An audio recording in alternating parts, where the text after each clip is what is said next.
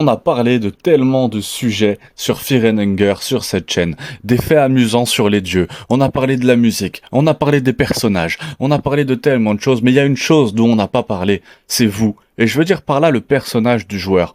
Un jeu de rôle comme Fear and Hunger, vous pouvez construire votre personnage comme vous le souhaitez, mais il y a quelque chose unique pour chaque classe que vous choisissez. Car non seulement vous choisissez une classe dans Fear and Hunger, mais plus que ça, vous choisissez toujours un personnage avec la trame de fond qu'il a. Peu importe ce que vous choisissez, il y aura toujours une constante pour chaque histoire et chaque personnage. Dans cette vidéo, je passerai en revue les choix d'histoire que vous pouvez faire, ainsi que les constantes dans leurs histoires après cette vidéo. Je ferai sûrement la même chose sur Fear and Hunger 2, mais pas seulement sur les personnages du joueur, mais sur tous les concurrents du festival. Donc si vous voulez voir ça sur Fear and Hunger 2, bombardez la vidéo de pouces bleus, commentez et mettez votre personnage préféré pour le 1 et votre candidat préféré pour Fear and Hunger 2 en commentaire, car je lis tous les commentaires.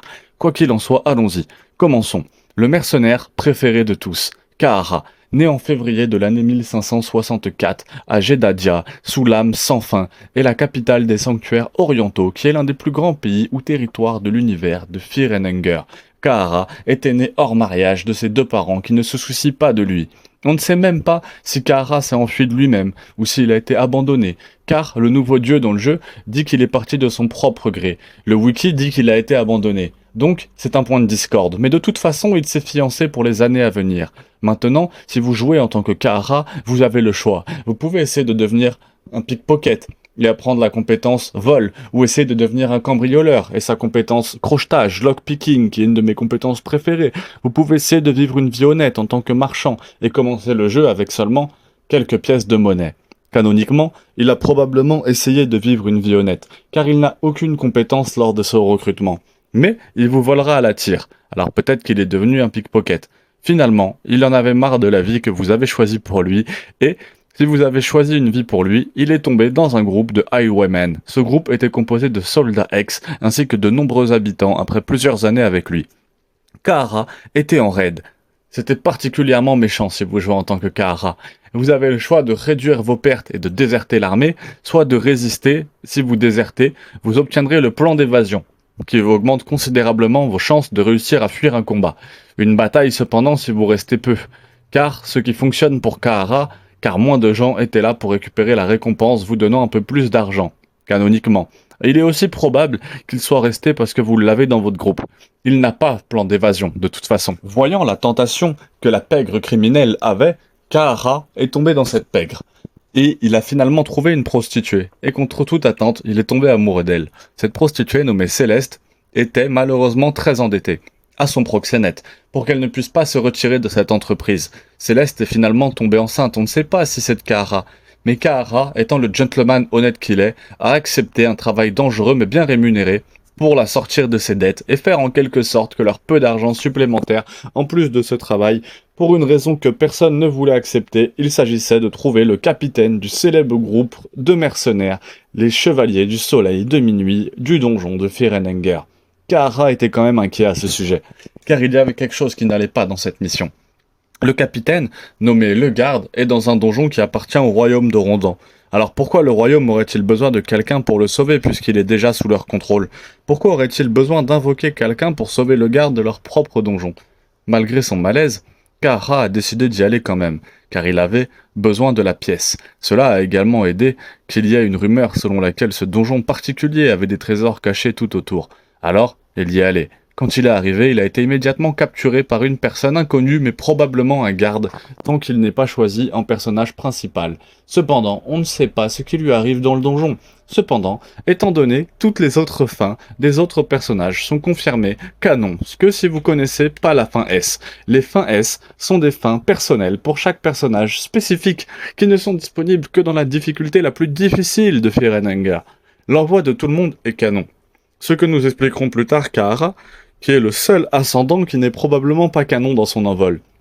Kaara trouvera le trésor de l'histoire et il s'échappera des donjons avec beaucoup de richesse, parce que toutes les autres fins sont canons. Et nous savons que quelqu'un qui obtient la fin, que le personnage du joueur mourra bien. Il y a tout simplement une seule personne qui aurait vraiment pu le faire, Kaara. ce qui signifie que Kaara obtient dans le donjon, trouve la petite fille et l'emmène avec lui car ce donjon est rempli des pires horreurs du monde. Pas de place pour une petite fille, Kaara descendra jusqu'à la bouche du dieu des profondeurs et au plus profond de l'esprit du donjon, Kaara atteindra la bouche. On ne sait pas ici si c'est lui qui a ouvert la bouche ou non, mais il est très probablement entré et a amené la fille dans les profondeurs même du donjon, car la fille montera et deviendra un dieu, le dieu de Firenhunger. D'ailleurs, il y a une vidéo qui est complètement dédicacée à la petite fille, la Fa'a, sur cette chaîne. Le dieu reconnaissant tuera Kaara avec miséricorde. Malgré le dieu qui l'a tué, les actions de Kaara inaugurent une nouvelle ère, où la souffrance a un sens et pousse même l'humanité plus loin. Même si personne ne se souviendra de lui, il est un héros méconnu, comme poussé par inadvertance. L'humanité, plus loin qu'elle ne l'a jamais été avant Kaara. Il n'est pas du tout mentionné dans Firenhunger 2, mais, comme fin, on vous montre une image où il brandit une épée, appelée le Sabbat. Cette épée peut également être trouvée dans Firenhunger. Cela signifie que Kaara a évidemment survécu, mais je ne suis pas sûr que cette image implique simplement l'idée que l'épée se trouvait autrefois dans l'un des trésors du donjon de Firenhunger. Cela ne signifie pas que Kaara devait être celui qui l'a trouvée et l'a prise. De toute façon, Kaara est mort à cause des événements de Firenhunger, premier du nom. Le prochain personnage est le chevalier, la chevalière, Ders ou Dercy, en fonction de ce que vous préférez. Elle est née en mars 1566, sous l'âme dominante. Elle est née dans une riche famille noble du royaume de Rondan. Elle s'est enrôlée auprès des chevaliers sacrés d'Olmer, après de nombreuses années d'entraînement. Olmer, qui est un dieu ascensionné, il y a une vidéo qui lui est dédicacée, qui n'a pas fait trop de vues, n'hésitez pas à aller voir la vidéo sur Olmer. Après de nombreuses années d'entraînement, il s'est avéré qu'elle est une redoutable guerrière, bien qu'elle soit noble.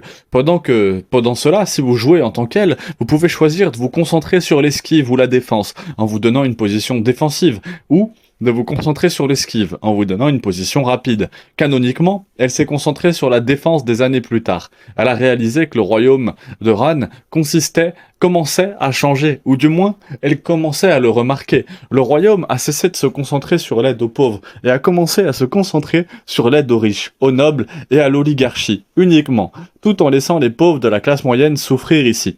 Vous pouvez soit choisir de durcir votre détermination et de rester une nuit, soit de partir après beaucoup de temps. Après délibération, elle a décidé de suivre son cœur et a quitté les chevaliers. Elle a finalement trouvé un groupe de mercenaires appelés les Chevaliers du Soleil de Minuit, dirigés par un leader très charismatique nommé le Garde. Lui, il a déclaré qu'il détestait également le nouvel objectif d'aider uniquement les riches. C'est très actuel tout ça.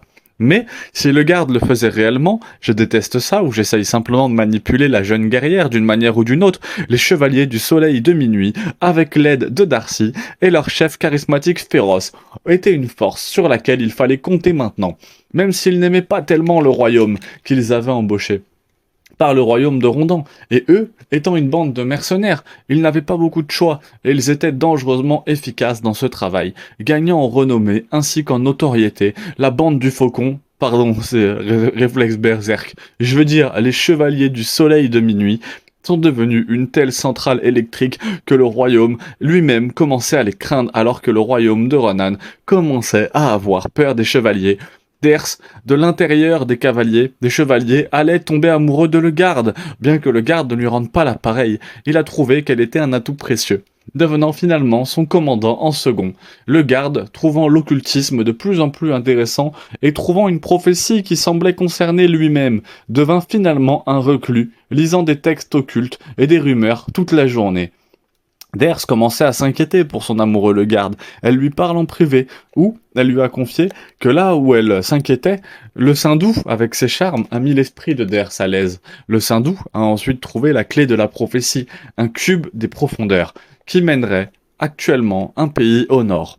Ensuite, il a emmené sa bande de chevaliers, la plus âgée, pour trouver ce cube étrangement. Mais maintenant, le garde a fait quelque chose qui ne lui ressemble pas. Il a massacré tout le village pour trouver cette clé. C'était comme si le massacre avait déjà commencé. Personne ne se mettrait en travers de son chemin. Ders, maintenant encore plus inquiète pour le garde, a suivi de toute façon à cause de son engouement. Après lui avoir terminé leur mission, ils sont retournés à Rondon, dans le royaume, pensant que c'était une occasion parfaite d'emprisonner ou le garde ou même de le tuer. Il a envoyé son armée pour le capturer.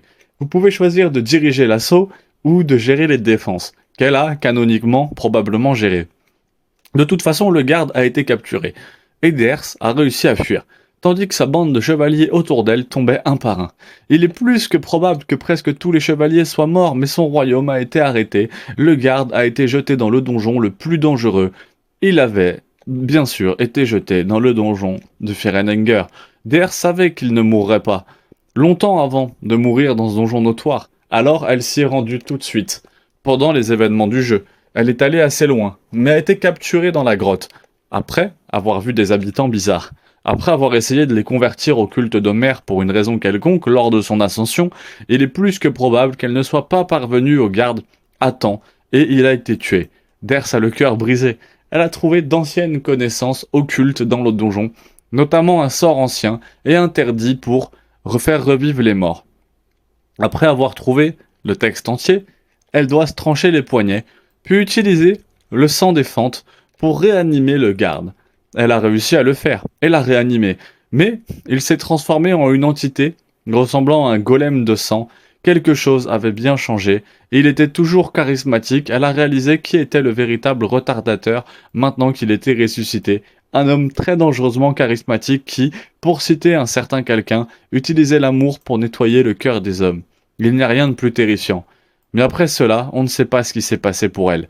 Elle est très probablement morte d'une manière ou d'une autre, mais elle aurait également pu continuer à l'aider à devenir un nouveau dieu, si elle avait survécu.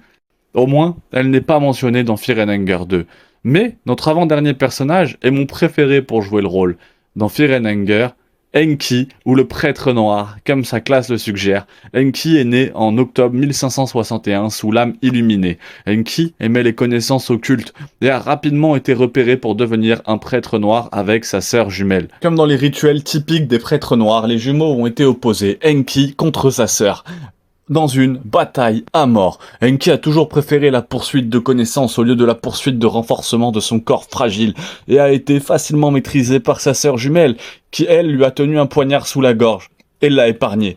Vous pouvez alors soit la poignarder alors qu'elle s'éloigne ou accepter votre défaite. Si vous incarnez Enki, si vous poignardez votre sœur dans le dos, le prêtre vous accordera la compétence nécromancie, qui est sans doute l'une des plus grandes compétences du jeu, surtout au début, car elle permettra de ressusciter sa propre sœur. Si vous acceptez la défaite, qui je crois est canonique, Enki n'a pas de nécromancie en tant que membre. Le prêtre noir méprisera Enki et le jettera dans un puits pour qu'Enki attende sa propre mort.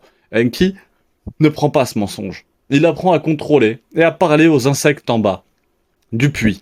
Et puis, ils finissent par l'aider. Après que vous vous soyez échappé du puits, vous pouvez choisir de brûler le temple du prêtre noir et d'apprendre la combustion, ou de prendre la grande route et de vous enfuir, en vous donnant des livres et en permettant d'utiliser Dash. Puisqu'Enki ne le fait pas, je n'ai pas de combustion. S'il est membre du parti, je suppose qu'il a pris la grande route après avoir quitté l'enceinte du temple.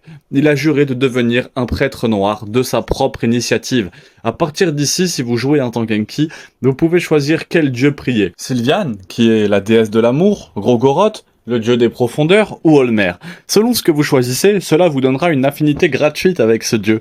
On ne sait pas très clairement lequel il a prié ici canoniquement, mais nous allons supposer que c'est Olmer, pour les raisons dans lesquelles nous parlerons dans une minute. Enki a ensuite erré depuis longtemps, probablement au moins une décennie, et a appris beaucoup de choses. Enki s'est ensuite retrouvé dans le royaume de Rondon, où les prêtres noirs ont découvert des nouvelles connaissances occultes d'Enki. Enki a obtenu l'entrée impressionnante dans les vastes bibliothèques de Rondon. Enki a passé des années ici, et est devenu ennuyé de ne pas pouvoir trouver un moyen d'être vraiment heureux parmi ces textes occultes. Enki a dit qu'il avait pour objectif de devenir illuminé, et, jour après jour, il a échoué. Enki est devenu déprimé, et sans percée majeure à l'horizon, Enki a décidé qu'il le ferait. Il s'est laissé crucifier en sacrifice à Olmer. Alors qu'il était sur une croix, un nouveau dieu lui a donné la vision d'un nouveau dieu sur le point de grâce. L'humanité, Enki, trouvant maintenant une raison de vivre, ordonne au prêtre noir de le retirer de la croix. Il a décidé de découvrir qui était cet homme, et a découvert qu'il était le capitaine du fils de minuit, le garde. Il a trouvé où il était caché. Il est caché dans le donjon de Firenenger. Enki prend donc son chemin pour aller là-bas, et quand il est arrivé, il est plus que probable qu'il ait trouvé le garde mort. Il a cependant décidé de regarder davantage dans le donjon, De toute façon, il a trouvé un certain cube des profondeurs. Il l'a pris et a trouvé l'ancienne ville de Maha-Arbre au fond du donjon. Enki a trouvé cela extrêmement intéressant, et croyant que c'était sa chance d'atteindre l'illumination, il a trouvé le chemin vers la grande bibliothèque de Maha-Arbre, la cité des dieux. Ici, Enki a trouvé le nouveau dieu, qui a juste une forme de tête, le dieu un peu de l'intelligence. Il ne pouvait pas trouver le bonheur ou l'illumination. Enki a trouvé une personne nommée Nostris dans l'esprit, du donjon, qui lui a dit le secret de l'illumination. L'encre de l'âme, il parle du donjon de Nostramus, je crois, le secret. L'encre de l'âme, un moyen d'obtenir la connaissance des dieux, tout en conservant forme humaine. Enki a alors ensuite continué jusqu'à trouver le trône de Maha-Arbre. Il est monté, il s'est ensuite retrouvé comme un nouveau dieu, dans le vide, où il a utilisé l'encre de l'âme et a résisté au pouvoir des dieux. Il s'est retrouvé dans le monde réel, avec toute la connaissance des dieux de l'autre côté. Dans Firenenger 2, on dit qu'il a écrit de nombreux livres sur les dieux, ainsi que leur vraie nature. Il obtient enfin l'illumination pour le personnage final. Nous avons l'Outlander, Ragnaval, qui n'a malheureusement pas autant de connaissances que les trois autres, mais il est né en juillet 1559, sous l'âme tourmentée. Ragnvalder était dans des difficultés constantes le lendemain. Pourquoi l'âme tourmentée, il y a une vidéo sur les âmes qui va sortir bientôt, donc abonnez-vous pour pas la rater. Un jour, un autre défi s'est présenté. Malgré tout cela, toutes ces difficultés, ou peut-être à cause de tout cela, Rangva est devenu un homme extrêmement fort, avec une volonté de fer inébranlable. Certains l'ont même comparé aux dieux eux-mêmes. Cependant, il avait des parents aimants et aimait particulièrement son père, qui lui a montré comment se battre et survivre après des décennies de difficultés. C'est devenu un adulte impressionnant. Malgré cela, cependant, son pays de la vieille garde a été frappé par une famine massive pendant un hiver extrêmement froid. Le plus fort des guerriers et des explorateurs de ses parents est parti sur un saut de l'ange ou un long navire vers l'ouest pour trouver de la nourriture et des fournitures pour ses parents. Dans le navire, beaucoup sont morts de faim et de froid. Et si vous l'incarnez, vous pouvez choisir d'être rattrapé par votre faim et votre dévoration, ce qui élimine efficacement la faim dans le jeu Fear and Hunger.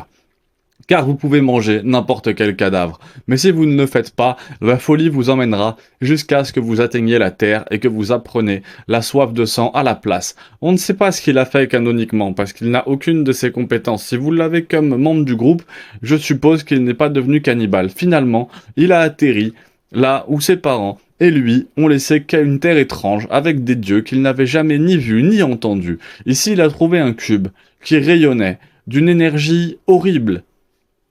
Et, lui, ou un de ses parents, l'a finalement pris.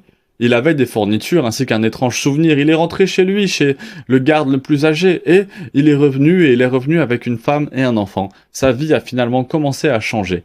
Mais comme son type d'âme le suggère, il est éternellement tourmenté finalement. Un étrange groupe de mercenaires a envahi son village alors qu'il était absent. Malheureusement pour lui, les chevaliers trouvent le cube.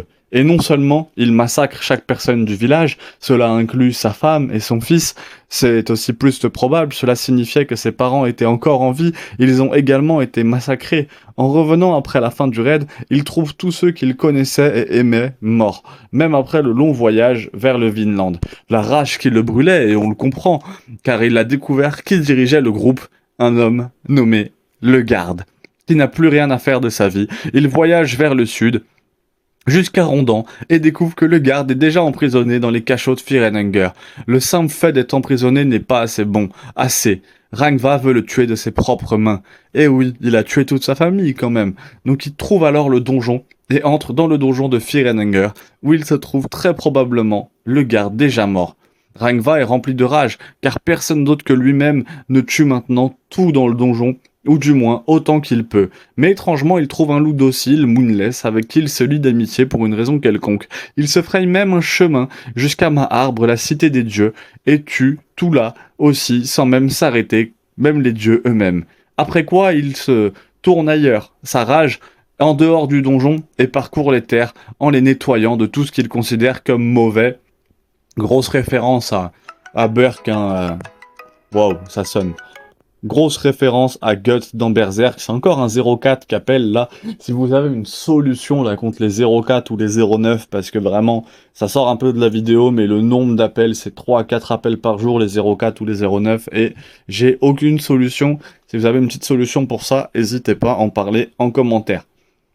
Mais oui, Rangva, bien sûr, très très fort, Vraiment, c'est pas normal, il s'est vraiment fait maltraiter. Donc il a vraiment pas eu de chance. Il tue même une créature alignée avec un vieux dieu, nommé Vushka, dont nous n'avons pas de nom pour cette créature autre qu'un torse dégueulasse dans Fear and Hunger. Aussi, l'un des descendants est un participant au festival de Termina, nommé Auguste. Donc il y a un descendant justement à la Outlander dans Fear and Hunger 2. Et il est également capable de calmer un loup géant, nommé Moonless, qui est plus que probablement le même chien. Et cela signifie que non seulement Moonless a survécu, mais que Ranva a fini par se calmer, ou du moins suffisamment pour avoir des enfants, car Auguste est sous-entendu être son descendant, donc on peut penser que la Outlander a eu des enfants, et avec tout cela, c'est des personnages jouables dans Fear and Hunger Termina, donc pas Auguste, mais vous avez saisi. Cependant, nous venons de mentionner un candidat final, et il y a 1 minute, et la prochaine vidéo portera sans doute sur un candidat, voire sur chaque candidat de Fear and Hunger Termina. Donc ça, c'est bombarder les pouces bleus si vous voulez voir ça. Allez bombarder les pouces bleus sur l'original. Donc comme vous le savez à chaque fois, allez bombarder les pouces bleus sur Pug SR qui a fait cette vidéo, qui sont les caractères playables, justement, qui sont les personnages jouables de Fear and Hunger. La prochaine vidéo, probablement sur les âmes, toutes les types d'âmes dans le jeu. On va aussi voir, bien sûr, je vous sors le best-of avec tous les combats du jeu. Donc voilà, on n'est pas trop mal. J'espère vraiment que tout ça vous a plu. Je vous aime tous et on se revoit la prochaine fois.